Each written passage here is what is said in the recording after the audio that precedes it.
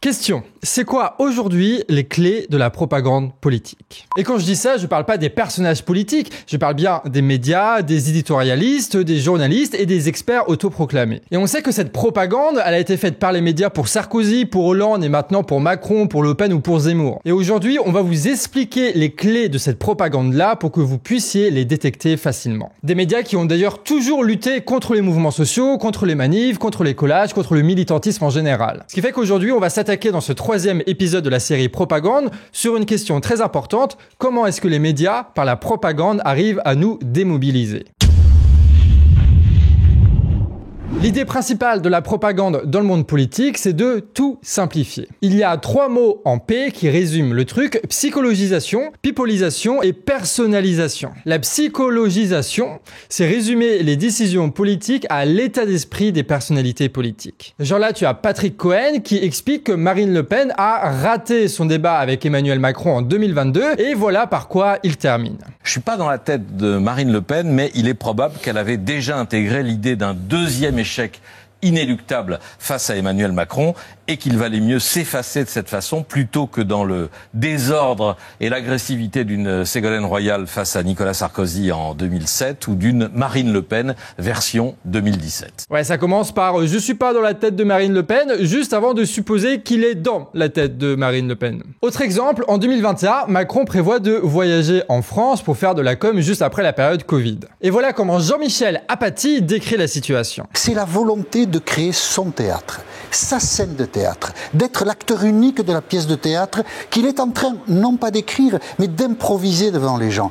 C'est une manière narcissique de faire de la politique qui ne nous sert à rien. Là encore, on résume les décisions de Macron par une forme de narcissisme. Et en fait, on peut être d'accord ou non, mais la vérité, c'est qu'on s'en fout. Je veux dire, les états d'âme, c'est très secondaire en politique. Et d'ailleurs, c'est un peu la même chose sur les frasques des politiciens. On appelle ça la pipolisation. Et on vous épargne évidemment la minute que fait BFM TV sur le sujet hautement politique, genre la maire de Paris qui plonge dans la Seine, tu vois. On voit tout son sourire, il y a beaucoup d'applaudissements, il y a beaucoup de monde qui regarde ce moment, vous le voyez ce moment en direct sur BFM TV, la maire de Paris enfin dans la Seine. Mais ici, clairement, le commentaire journalistique ne met en place aucun contexte, aucun approfondissement. C'est juste un événement parce que c'est une personnalité, quoi. Et la question c'est, est-ce que la presse people, elle aurait fait autrement ? Non. C'est pour ça que c'est la pipolisation. En fait, ils transforment la politique en télé-réalité. Et enfin, le troisième P, c'est la personnification. C'est-à-dire résumer la politique à des histoires de personnes.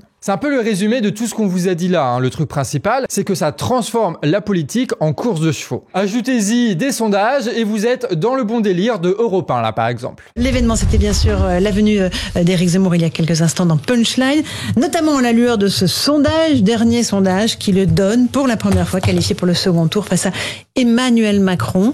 Il devance désormais et Marine Le Pen et Xavier Bertrand, et évidemment dans l'ordre Jean-Luc Mélenchon. Ça, c'est un extrait, mais c'est des heures et des heures qui sont passées pour parler de la dynamique d'une candidature, de sa présence ou non au second tour, avec un enthousiasme énorme, parce que pour eux, c'est une compétition. Voilà, c'est une compétition entre des personnes, c'est tout. C'est comme du foot, quoi. C'est un championnat, leur truc. Pas de politique, pas d'idées, pas d'histoire, rien. Non, juste un championnat avec des concurrents qui se battent comme ça. Et le fait de tout ramener à des personnes, ça fait que si ces personnes-là ne vous intéressent pas, en fait, vous vous intéressez pas à la politique. Alors que derrière ces personnes, évidemment, il y a des enjeux politiques. C'est une façon qu'ils ont aussi, les médias, de dépolitiser le débat.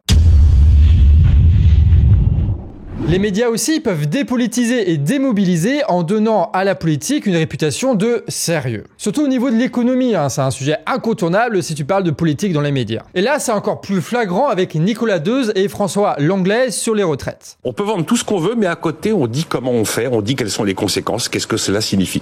Si c'est un choix de travailler moins, on dit que ça a un prix. Si le choix c'est de travailler moins jusqu'à 60, si c'est 58, oui c'est possible, mais ça se paye. Tout tient dans un chiffre, 71 milliards d'euros de déficit annuel pour nos retraites, nous dit ce spécialiste, si l'on retire toutes les subventions versées par l'État pour combler le trou. Non mais regardez-moi ces petits pères moraux de l'économie. Pour eux, c'est très simple. Il faut que les recettes soient égales aux dépenses. C'est tout ce qui importe. Et en fait, ça paraît logique parce que sur le compte bancaire d'un particulier, c'est comme ça que ça marche. Sauf qu'au niveau d'un État, c'est pas le cas. Et il y a plein d'économistes qui vous diront autre chose, genre elle. Je pense qu'il faut la renverser, cette société capitaliste, parce qu'elle ne peut fonctionner bien que pour les riches. Parce qu'elle est fondée sur l'exploitation.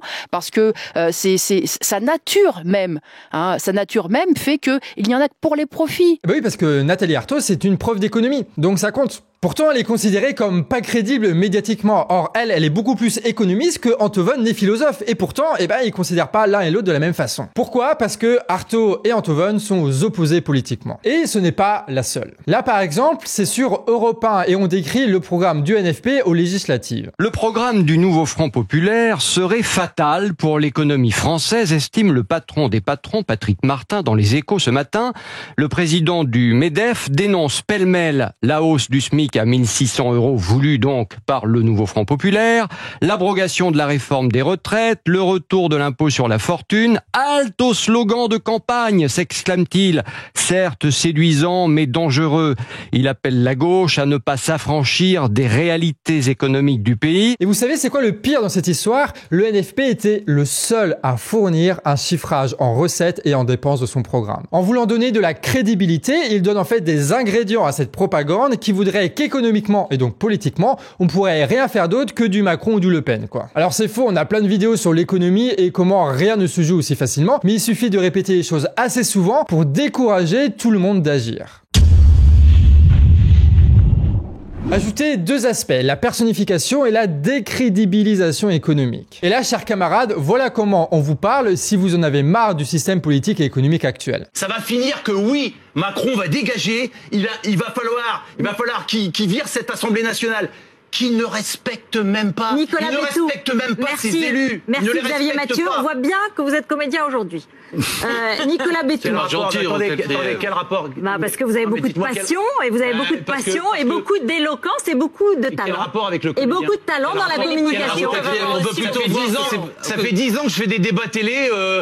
Quel rapport avec le comédien ? Au mandat du comédien, on voit plutôt qu'il a vraiment été concerné par la question. Madame Écrière, vous ne me prendrez pas de haut. Vous ne me prendrez pas de haut, s'il vous plaît. Mais non. Vous ne me prendrez pas de haut. Voilà, compatir avec les gilets jaunes, c'est forcément du cynisme d'une personne. Et encore, là, on vous parle d'un truc qui est quand même assez vieux. Parlons de la réforme des retraites en 2023, par exemple. Va-t-on monter encore d'un cran dans la violence ? À part quelques débordements après la manifestation officielle, des vitrines de banques brisées notamment, la 9e journée de mobilisation ici s'est déroulée dans le calme, ce qui n'a pas empêché les manifestants, comme Katia et Jean-Marc, de laisser éclater leur colère contre Emmanuel Macron. L'élément principal de l'analyse, c'est que les manifestants, ils sont en colère. Voilà. Et puis, très vite, les éditorialistes de plateau reprennent leur bon classique, moralisation. Et bon, tout ça, c'est pas très sérieux. Dominique Seux, chez Pujadas, par exemple, il est parfait dans ce rôle-là. Juste un mot quand même pour finir. Les jeunes, donc un jeune de 24 ans qui manifeste aujourd'hui contre la réforme des retraites qui s'appliquera à lui en 2068. On est quand même dans un univers... Vous avez dit 68 oui, 68, voilà, exactement.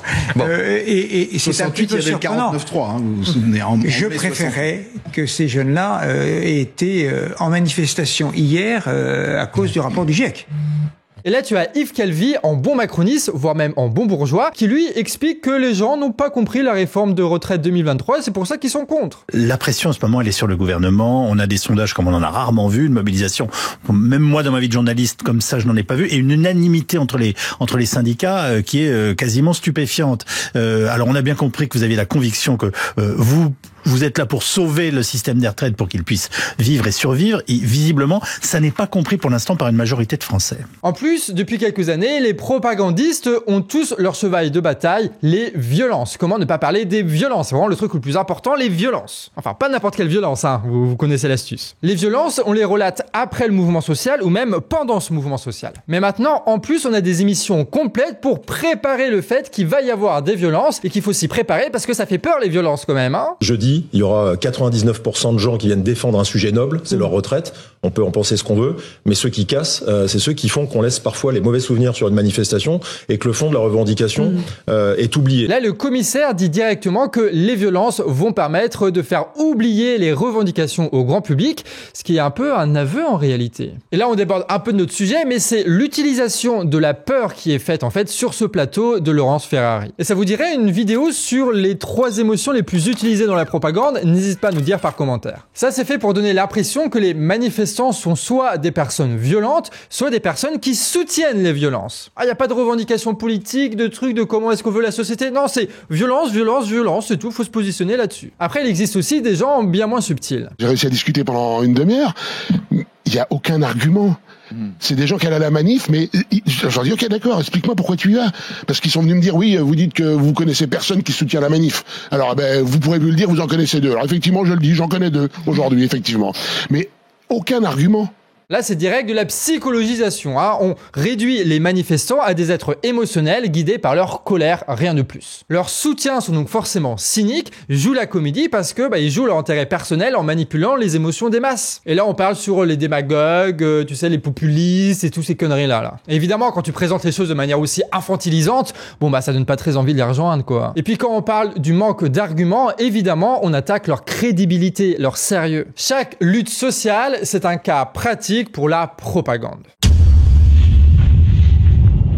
À la fin, une fois que toute cette propagande est en place, on se dit qu'on est hors de la politique, que de toute façon, ce sont des gens cyniques et égocentriques, parfois même violents, et que la politique ne laisse pas de place ni aux idées, ni aux subtilités, ni aux choix. Et à cause de ça, on peut oublier le fait qu'il y a des rapports de force entre les classes, que le peuple a un rôle à jouer dans cette histoire, et que tout n'est pas juste affaire d'hypocrisie ou de stupidité. Cette propagande évacue complètement la question des luttes d'intérêt, des luttes sociales ou du pouvoir des collectifs. Et ça efface complètement le long terme et de savoir quelle société on veut construire. Les enjeux sont déliés des idées, des conditions matérielles dans lesquelles on vit et dans lesquelles on lutte. Et tout militantisme est montré comme dérisoire, comme hypocrite, comme père sérieux, sans argument, en soutenant la violence. Comment on peut envisager soi-même d'agir et d'entrer dans des collectifs si on reste collé devant cette propagande-là? Tout ça, ça en fait à dépolitiser la politique. Et ça marche parce que, comme beaucoup d'habitude, c'est répété et à force d'être répété, c'est assimilé. Et ça crée de la résignation parce que c'est l'objectif, parce que tu as des milliardaires et tu as l'État qui font travailler des milliers de personnes tous les jours pour arriver à cet effet-là. Et nous, au Canard, on essaie de faire l'inverse. On politise tout le temps et tout en permanence. Et si tu veux nous soutenir, c'est un acte politique qui te coûtera que quelques euros par mois sur notre Tipeee si ça t'intéresse. Ça permet de garder notre indépendance totale et de faire les vidéos qui nous semblent les plus intéressantes. Et tu peux aussi partager la vidéo, commenter, liker et t'abonner. Ça permet à dire au robot de YouTube que cette vidéo-là est intéressante. Et du coup, il va la partager soi-même à des centaines de nouvelles personnes. Aujourd'hui, c'était Aymeric à l'écriture et Pixel au montage. Sur ce, des bisous et à la prochaine.